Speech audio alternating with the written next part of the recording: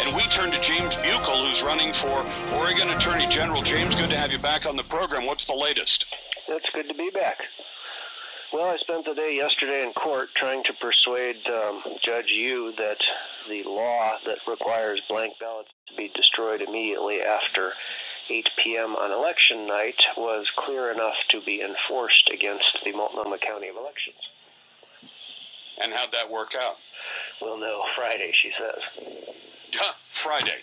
Okay, because, I mean, it's nothing like wasting time, although I guess we really don't need to know until 8 o'clock on election night, right? That's true. I'd certainly rather have her thinking about it than have lost yesterday outright. Well, was there a chance that the judge could have simply said, listen, I'm not going to do this, and you don't need to have this law enforced? And somebody emailed me today, James. I hope people, if they haven't heard Ruth Bendel talking about this on the program before, the issue is this.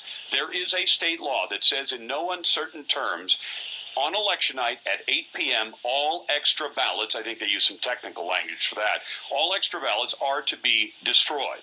And by destroyed, you and I have talked about it, there's probably 100 ways you could do it. You could pour blue ink over a pile of ballots or into a box full of ballots, however many are left. But there are literally thousands of extra loose ballots sitting around on election night, and it makes a lot of us suspicious that when we hear so-and-so's winning at 9 o'clock on election night, and by 9 o'clock the next morning, the other guy or the other gal is winning, it makes us wonder, what happened to all those extra ballots, and could somebody get up to shenanigans? Somebody emailed me today and said, Lars, is it possible for the judge to say the Secretary of State does not have to follow a written law? Well, quite easily, in the sense that there's a number of procedural defenses. Like the state runs in and says, you can't just sue Multnomah County, you have to sue all counties, because if you don't sue all counties, why then there might be some inconsistency between the counties, and the legislature wants things to be consistent, so you can't sue at all. That's one of their arguments. But in this case, if Multnomah County were told by a judge, you must do this, wouldn't the only and sensible thing for the current Secretary of State to do would be to say, because a judge has ordered Multnomah County to do it, and there's no substantial difference between Multnomah and Malheur and Clatsop and Tillamook counties, I'm going to order that all of them do that, since she's in charge of the elections process for the state. Well, I didn't ask for relief against the other counties, and the Secretary of State is arguing, on the one hand, I'm in charge of all the counties and they have to do what I say, and on the other hand, the counties all have an independent interest, and they have to be here in the lawsuit and be heard with their own lawyers, otherwise we can't decide anything.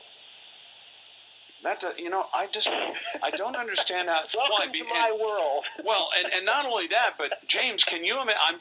You're the lawyer, I'm not, but I'm trying to imagine what would happen if you sued each of those individual counties, and what court you would sue them in. Would you have to take that? Could it be tried by a state circuit court, and you could just pick the county and say, okay, I've decided to pick a nice conservative county somewhere, but I'm going to sue all those counties? Or do you have to sue each of the counties in the county where that you're suing? So 36 different lawsuits? There's always a reason that citizens are not allowed to hold the government accountable. And if I had sued all the counties in one court, the answer would have been, no, you have to sue them all separately. Or, no, we have to spend 6 months, coordinating and finding the appropriate forum based on the weight of 17 factors that the judges have made up over time.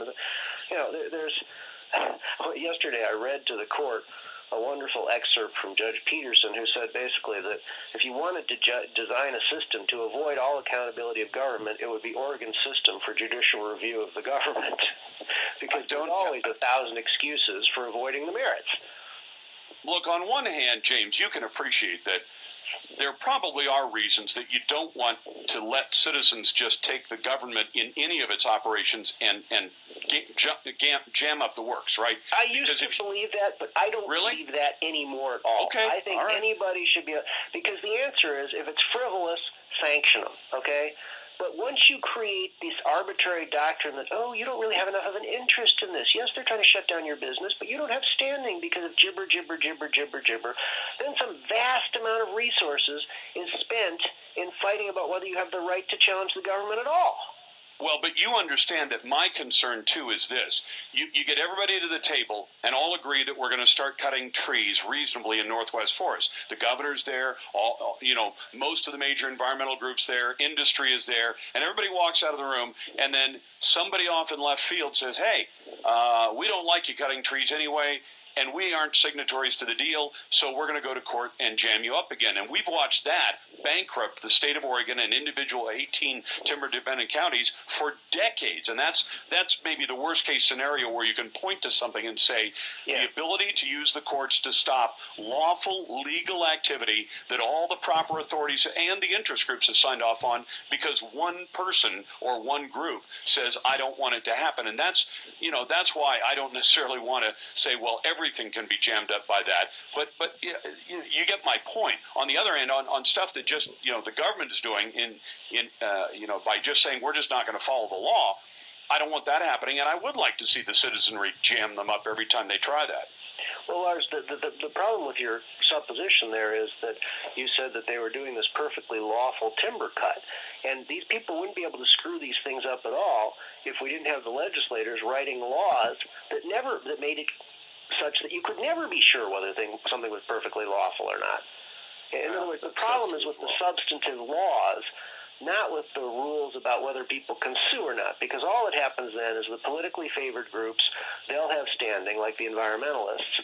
I mean, I spent 15 years in the Ninth Circuit trying to establish the proposition that economic interests who are harmed by misinterpretations of the I'm talking about land use planning, where we've literally created situations where people can't get housing to live in because of the interference from government. And I would love to see those processes jammed up. But I guess I'm afraid that if I give that power, then there will be other people who will go out and try to jam up things that are perfectly legitimate and accepted by the majority, but rejected by one or two people, and that seems like a frightening prospect. The root of the problem is the laws that allow the jam-ups in the first place. Except for this, James. James, tell me this. When you have a law that says timber cutting is legal if you do X, Y, and Z, and then outside of that law, somebody says, hey, there's a giant Wyden weasel darter in that area, and if you cut the trees down, the Wyden weasel darter will die. And that's not written into the law, except it is. It's written in environmental laws. Because somewhere out there you've said, we want to protect endangered species. And species means anything. A single animal or 5 animals on a hill can be a species. And so whatever some bureaucrat says, that's now the highest priority in the entire land. And that law was passed by a legislature which was warned by the General Accounting Office that if they pass this law, it can be used to designate the squirrels in a single park as a species. And all the legislators, well, we don't care, we're just going to vote for it because it makes us look good. And that's how we get jammed. Gotcha. Well, and that's how, I don't know if you saw the story the other night, some major project has been shut down because of some stupid spider that they've decided is a rare form of spider. Most of the people I know step on spiders, but, that's just me. Cruel, evil Republicans who step on spiders. James, remind people where your campaign website is, because we could sure use somebody like you in the Attorney General's office. It's www.buchal.com, Buchal. Pleasure to have you on, sir. Take care. Same here.